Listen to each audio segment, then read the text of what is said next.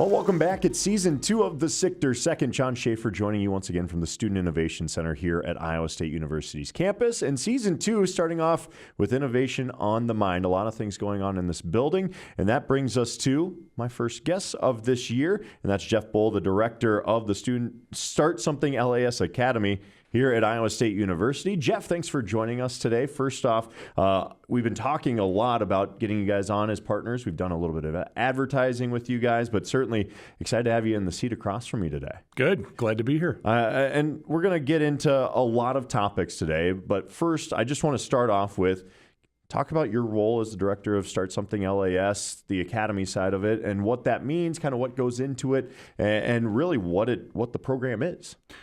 The program is a 2-year elective academy within the College of LAS. It's 4 LAS majors. We like to say it's about your big idea. Starting with problems, figuring out what your big solution for that is. And then we talk to the students about, okay, what do you want to do with that? If you want to be on one end, I want to start a company and grow it to 500 employees, great. If you say, I really don't want to start a company, but I want to be chief innovation officer somewhere, that's great too. So it's not only building that mindset of innovation, but also talking to them about where can they take this over the next several decades.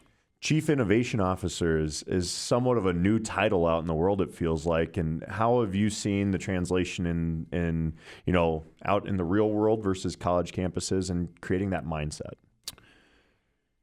I think the big challenge that companies face is that the fact that they want solutions right away. There are companies that are building innovation teams. They are just basically pulling people from all around the company, sticking them in a room and giving them a lot of Post-it notes and saying, go innovate, without really understanding what it looks like. And these innovation initiatives are failing fabulously. They're getting closed down. Really, 2 of the reasons are that they have not really trained people on how to innovate. And then also, companies really struggle with why that team exists. Whether does it exist to serve the core business or disrupt the core business? And without that guidance, it just creates all sorts of friction. Well, and innovation is a bit of a disruptor when you think about it. And so how do you train? I mean, we coming into this, we were talking a little bit about professional world, but students, 18 to 22-year-olds, on one hand, they're young. They don't have that real-world experience yet. But at the same time, that can play a good thing in innovation because they aren't necessarily tainted by the real world and some of the barriers that you can run into. You're absolutely right. The big challenge is what they're tainted by is up until this point, they've been told there's right and wrong in all of their classes. Grades imply that. The look on my students' faces when I tell them that my biggest job is to teach them how to fail and be okay with that. It's a big leap. Yeah, absolutely. And so if we could explain a little bit more, how do students get involved with it? What is the process? And then what does it look like once they're in the Start Something Academy? They get involved in several ways. We have students that just kind of stumble across our program, submit an information request, and we meet with them and tell them what we do. The other pathway is to get nominated, and we have students that are nominated by their fellow students, and we have students that are nominated by faculty and or advisors. Okay. And for you, what's your background as far as innovation goes? Kind of walk us through that and what put you in that director role for it. My background is I had my own product innovation firm for about 27 years. Okay. We did everything from toys to spinal surgery instruments. Really? And then I went to work for one of our clients, which was a venture studio, a collection of 6 or 7 startups, largely in commercial food space, robotics and automation, and a little bit of autonomous vehicles. All right. And you guys are housed in this building here at the Student Innovation Center. Talk about the partnership, what this building kind of offers students as far as it goes with the academy ties back in that sense.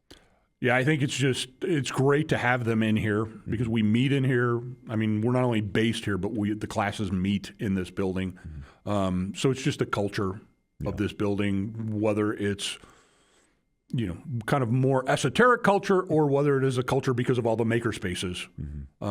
It's just they're more immersed in it here than they might be somewhere else. And speaking of being immersed in it, they're going to be all students on campus are going to have a chance to be a bit more immersed in innovative mindsets and creativity as we welcome in Eleanor Kahn here in a couple of weeks to the building. A graduate of Iowa State University. She has a bachelor's in architecture from this school and then a second major in performing arts. Currently, she's an interdisciplinary artist specializing in scenic and installation design. And she's been gracious enough to come back to campus and talk about what's going to be happening over the course of the week that Eleanor joins us. Yeah, she's really diving in with both feet. She's going to do a lecture on Monday night. In the MU. Tuesday afternoon, she's going to be talking to a theater class. Tuesday evening, she's going to be talking to my class. Thursday afternoon, she is going to do Theater Major for a Day, which is a program the theater department is doing with local high school students. Yeah. And then the big exciting thing is here in this building Wednesday, she's going to do an installation upstairs in the lobby that is not going to be just her vision, but we have 4 student workers that are going to help her do the installation. There is a component of it that every student that walks through this building is going to be able to create their own little piece of this that is going to become part of her entire installation. So we're looking forward to seeing how it tells the story of all the students. Yeah, we don't want to give too much away, obviously, but with this project, it's September 29th through October 3rd that she's here, I believe. Yeah, the installation is on Wednesday the 1st. Okay, perfect. October 1st, it's going to be here in the Student Innovation Center on the first floor. Why have Eleanor Kahn back? It came about from a discussion that I was having with Brad Dell in theater, and we talked about how students often don't see past the classroom, and they don't even know what's possible. So we thought, wouldn't it be great to bring in alums that have either done something really innovative or entrepreneurial to open students' eyes to, hey, I can do that someday. I didn't even realize that was possible, because the students tend to think in terms of this converging path where they set their focus and all their education leads to that's where I'm going to go. When in reality, it's the opposite. It's divergent. Take all these skills and the world becomes your entire choice now where you want to take your career and what you want to do with it. And she's a great example of that. Obviously, you think of an architecture degree, okay, there's one kind of set mindset for those that are outside the architecture world, but she's really made something more of that, being in the Chicago area, based out of that area, and some of the different ways she's done installation art and some of the scenic art and things like that as well. Yeah, for sure. What do you anticipate the big message from her is going to be in the discussions you've had with her? Obviously, she's got the speaking series that she'll do, but just overall different messages for different aspects. In talking to Eleanor, I think her big thing is that blending between disciplines, between skills, and that the excitement is at those intersections. Yeah. What was the excitement like when you brought this idea to her? Who made that first initial contact, and how did it all just kind of fall into place to make this happen? That was Brad made the initial contact, and she was in from day one. It didn't take very long to convince her. Yeah. And she's just been great to work with. And it's been great to collaborate, even on campus too. She's been excited about working with Start Something and theater and the Innovation Center and lectures. And so it's kind of pulling all these pieces together, and she's just been fantastic. Is that kind of what makes, going back to the Start Something Academy, is that what makes it so unique, is you can get students from various backgrounds and interdisciplinary aspects to really kind of come together and be collaborative in that sense? Yeah, that's one of the things we always tell students is, in your major, you spend all day with students that are studying the same thing you do. And you join the Start Something Academy, and you might be a computer science major that is working with an anthropology major and an English major. And it's that kind of that diverse opinions, but that's also really what makes the humanities so important to innovation. And this is obviously kicking off what you hope to be more of this type of alumni speaking series / kind of just I'd say, crossover into the college world again. What are your hopes and aspirations beyond Eleanor Kahn's appearance that week?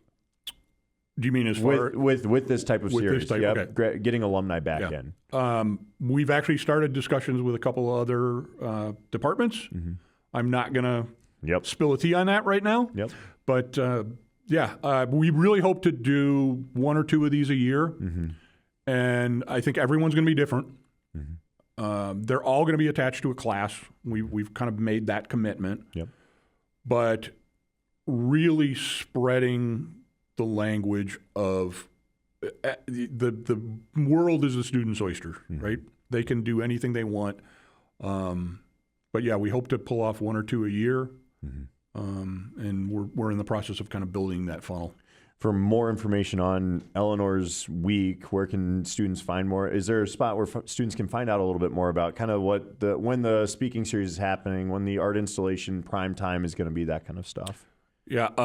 For the lecture on Monday night, you go to Lecture's website. Okay. The students will see this being promoted all over the video monitors in the Student Innovation Center. You can find an in-depth story on it on our website and also linked on LIS's website. Yeah, and if you want to see the art installation and what is going on with it, and maybe even take part in it, definitely October 1st, be walking around the Student Innovation Center. I know the afternoon bulk is really where that prime time is going to be as well. Yes, and if you want to see it in process, come in the afternoon. If you want to see it complete, show up in the evening. And in between, as we make that transition, there'll be a little bit of a reception with Eleanor and have her speak more about what she did. We'll start wrapping up just a little bit with this mindset. Obviously, the goal is to promote Iowa State in a bigger way, too, than just beyond the Student Innovation Center. What can you say about just the innovative opportunities that this university continues to offer through the various departments, through you guys, through the Student Innovation Center as a whole? Yeah, I think I talk to students about that all the time, especially when they're inquiring about our program, that it's not all or nothing. Like, you can only work with our program then. We talk about how start something in every college and everything that goes out of Papa John and everything that goes on in this building, that we're all part of this ecosystem and all this collection of opportunities, and that we all really work together. Yeah. It's not, oh, you're my student and not theirs. And innovation doesn't just have to happen between 4 walls on this campus either. You see a lot of students taking ideas and bringing them from a different environment, and sometimes those different environments can really spark something out of people too, wouldn't you say? Yeah, absolutely. Yeah. I'm sorry. Yeah, no, you're good. It's innovation. Again, we've talked about it. It's one of those things where it's hard to get a mindset wrapped around it sometimes. But I think what you guys are doing with the Start Something Academy is absolutely awesome. We've loved working with you here inside the Student Innovation Center, and once again, looking forward to the Eleanor Kahn week-long kind of innovation series going on here on campus. And again, you can find out more on our website too at the Student Innovation Center. We'll have some information out there for everyone else. But Jeff, any parting thoughts here with Start Something Academy? Any quick plugs you want to give? I know it's not just you in that department, but Brooklyn does a great job up there supporting the students as well. Yeah. The other people that get lost in the mix is our student workers that we have every year, and they just do such a fantastic job. So this fall, shout out to Chelsea. All righty. Well, we appreciate you joining us here for the SICTER 2nd. Certainly, again, looking forward to that September 29th through that October 3rd, those dates here around the Student Innovation Center with Eleanor Kahn, partnering with Start Something LIS Academy, the Department of Music and Theater, and then ourselves here at the Student Innovation Center as well. There's one more partner in there too, is it? Or did I hit the Lectures? Lectures, there we go. Yes. Lectures in there as well. Again, it's a team effort here on campus, so once again, appreciate you being on today. Thanks, John. Yep. All righty, we'll be right back. We'll run through all the events going on here at SICTER and the Student Innovation Center over the next couple of weeks for you after a quick break.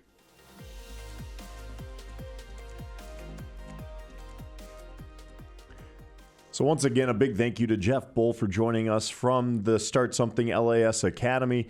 Certainly looking forward to everything coming up with Eleanor Kahn as well. Again, you can find more details about that event throughout the Iowa State website with the Student Innovation Center, as well as the Start Something LIS Academy website, and also the lectures page as well. Now let's run through a quick list of upcoming events in our building over the next couple of weeks before Episode 2 comes out here in early October, and we'll start with Tuesday, September 23rd, 6 to 7:30 p.m. It's the Letters of Love meeting on the first floor multi-purpose space. Now, great organization. This Letters of Love is a student org here at ISU, and their goal is to provide emotional support to children battling serious illnesses through the creation of handcrafted, heartfelt letters. They aim to change the world one card at a time, and you can join them for a fun-filled time making cute cards and enjoying some free snacks as well. Again, 6 to 7:30, September 23rd.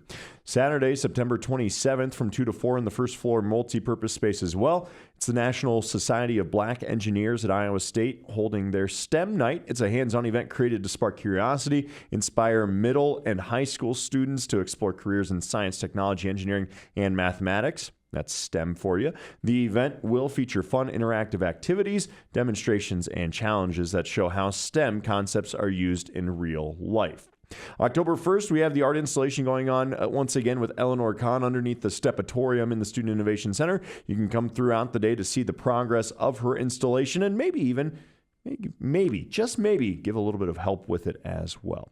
And lastly, October 5th in the 2260 all-purpose space on the second floor at the Student Innovation Center. You can come and celebrate the Mid-Autumn Festival with CSSA. That's the Chinese Students and Scholars Association. At Sunday night, October 5th, 5:30 to 8:30 p.m. There's going to be mooncakes, sachet crafting, lantern riddle games, and other festival games. And everyone is welcome again. That is 5:30 to 8:30 on Sunday, October 5th, in the 2260 space up on second floor. Let's look at our events. And once again, thank you so much for joining us here as we get started with Season 2 of the Sictor Second here from the Student Innovation Center on the campus of Iowa State University.